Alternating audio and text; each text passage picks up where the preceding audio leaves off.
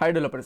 So data structure with JavaScript के इस part में हम लोग बात करने वाले हैं मैप डाटा स्ट्रक्चर की। अगर आप लोगों ने डाटा स्ट्रक्चर कभी पढ़ा है सी या फिर सी प्लस प्लस के साथ, तो हो सकता है आप लोगों ने कभी मैप डाटा स्ट्रक्चर का कभी नाम भी ना सुना हो।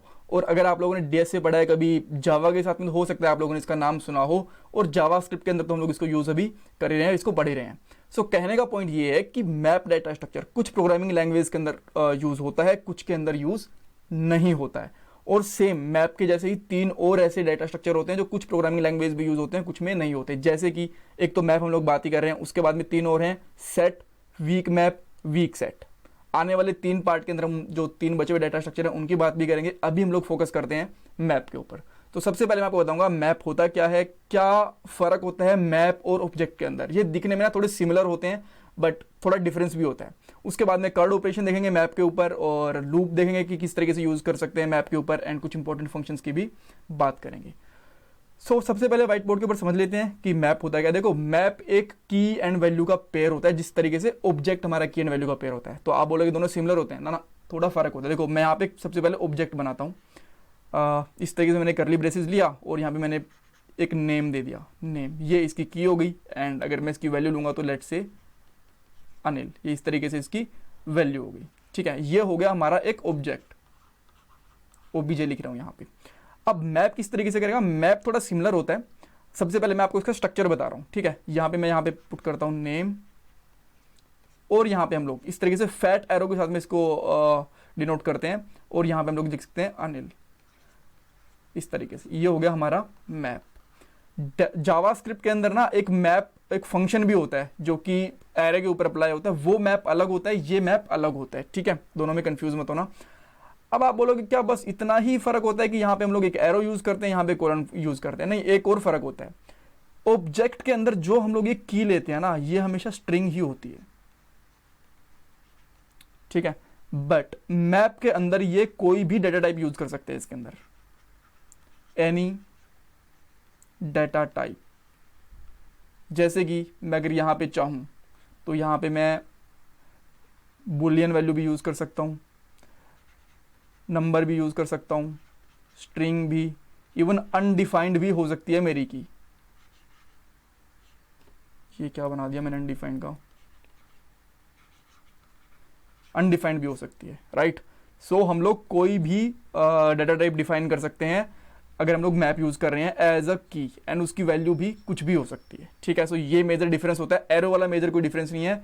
मेजर डिफरेंस क्या है कि ऑब्जेक्ट के अंदर जो की होती है ना हमारी, वो हमेशा स्ट्रिंग की फॉर्म में होती है, बट मैप के अंदर जो हमारी की होती है वो कोई भी डाटा टाइप की हो सकती है। ऑलराइट, हमने समझ लिया।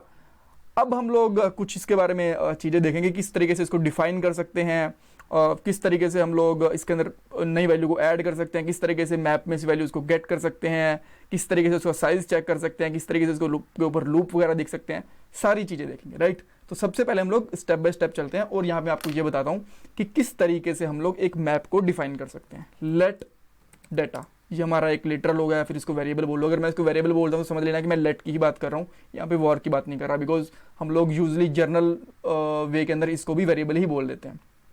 ओके, सो आपको यूज करना है यहाँ पे न्यू मैप, इस तरीके से।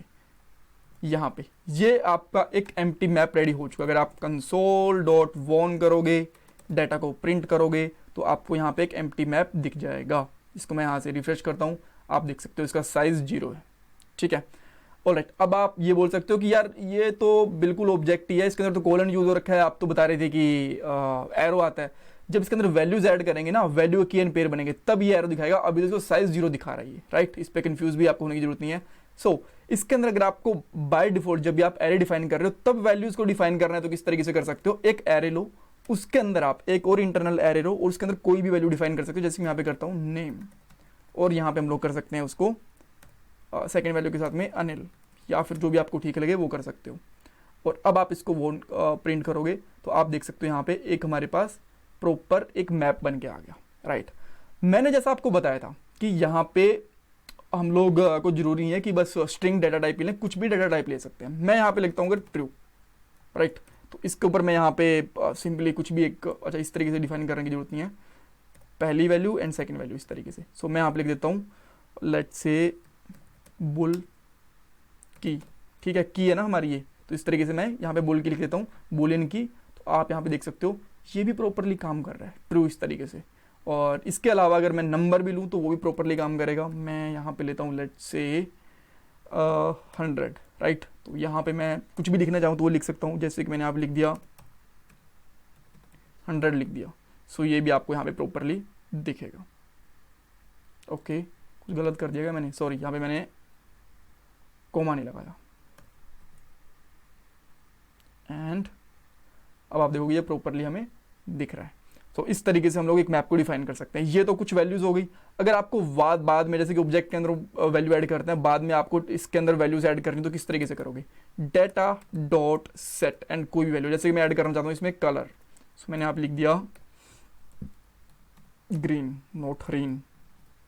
एंड अब हम देखेंगे तो हमारे पास एक वैल्यू और बढ़ चुकी है, यहाँ पे देख सकते हो, ठीक है, इस तरीके से।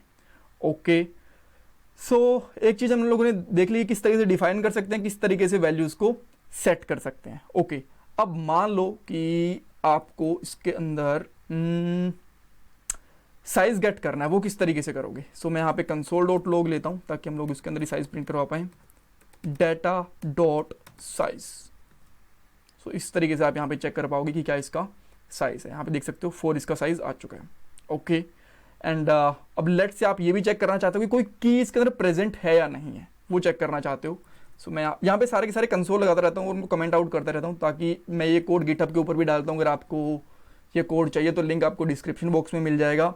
एंड कमेंट करने के बाद में अगर आप इसको अनकमेंट करोगे तो कोड आपको चलता हुआ मिल जाएगा। अदरवाइज अगर मैं डिलीट करता रहूँगा तो आपको बस एक लास्ट वाला कोड मिलेगा, बाकी कोड नहीं मिलेंगे।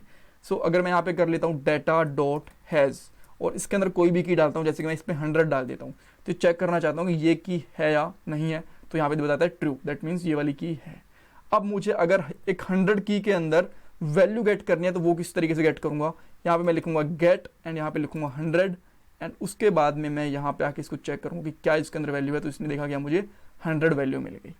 ऑल राइट, तो इस तरीके से हम लोग उसकी जो वैल्यूज़ हैं वो भी गेट कर सकते हैं।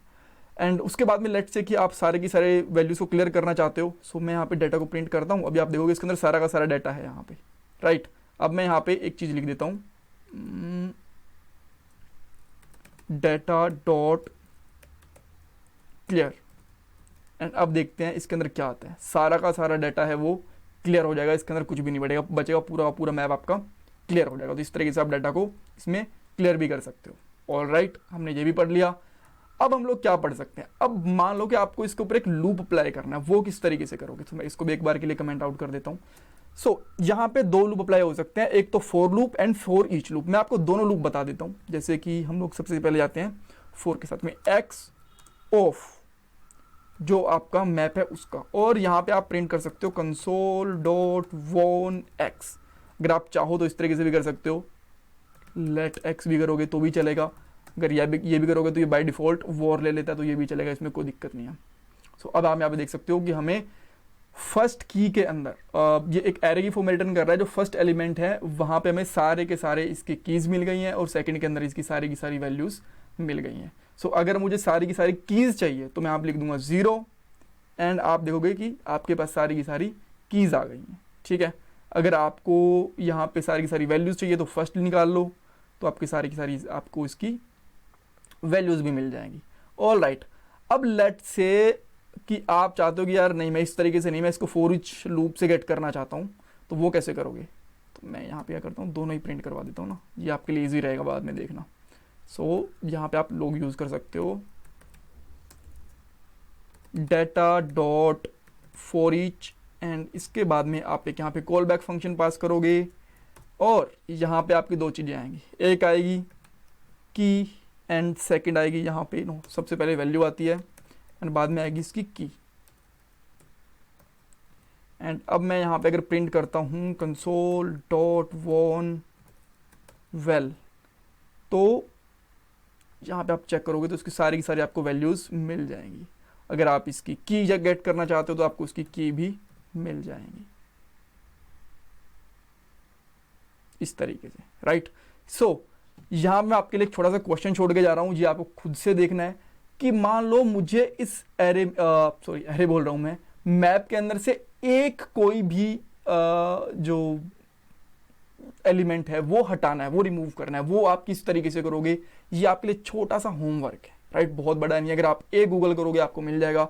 मुझे इसका आंसर देना कमेंट बॉक्स के अंदर, एंड मैं आपसे रिक्वेस्ट करूंगा कि प्लीज़ मुझे थोड़ा सपोर्ट करो, चैनल को सब्सक्राइब करके, वीडियो को लाइक करके, and valuable feedback in comment box के अंदर देखें। अगर हो सके तो वीडियोस को शेयर भी कर देना। Thank you guys, thank you so much.